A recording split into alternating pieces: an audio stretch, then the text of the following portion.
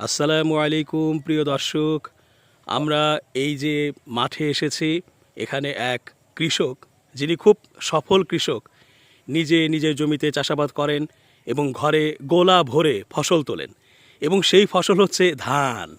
উনি বেশিরভাগ ধানের চাষই করেন, আর সেই জন্য উনি যেটা অফলাইনে বলেছেন যে উনি ধান সম্পর্কে কিছু বলবেন, ধানের শীষ সম্পর্কে বলবেন।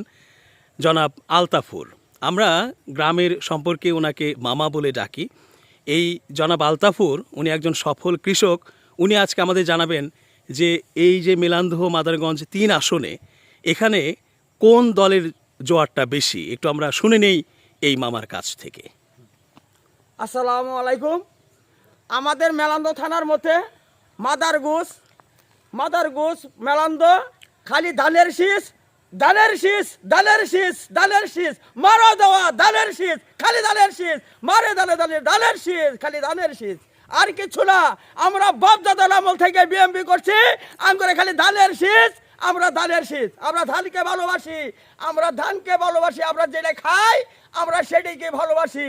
ইনশাআল্লাহ ধানের শীষ, ধানের শীষ, ধানের শীষ, ধানের শীষ, খালি ধানের শীষ, ধানের শীষ। আচ্ছা। ধান ছাড়া আমাদের মেলান্দ থানার মধ্যে ধান ছাড়া আর কোনো উপায় নাই। ঠিক আছে, আমরা এই মামাকে আরেকটা প্রশ্ন করতে চাই, সেটা হলো যে মামা বলছেন যে ধানের শীষের জোয়ার উঠেছে, কিন্তু আমরা এরকম একটা কথা শুনছি সেটা হলো যে এই যে বিপ্লব হলো 2024 সালের 5 আগস্টে, এই বিপ্লবের 2 মাস পর থেকেই মেলান্দ বাজারে একটা টেম্পো স্ট্যান্ড আছে, আরও নানা জায়গায় বাজার আছে, ফুটপাত আছে, সেখানে নাকি চাঁদাবাজি হয়।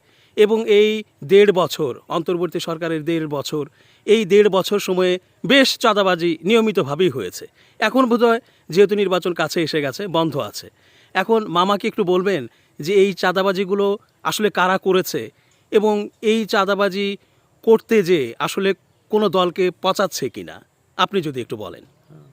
পচাচ্ছে তো, এই তাজাবাদি করতেছে, মনে করেন এই যে হিরোইন খাইতেছেন, গাঁজা খাইতেছেন, তারাই যেত অকাম তারা করতেছেন, এই বিএমপির নামে, ধানের শীষের নামে দুর্নাম করতেছেন, তারা যেন পয়সা জায়গা তাগর জন্য এই প্রচার করতেছেন।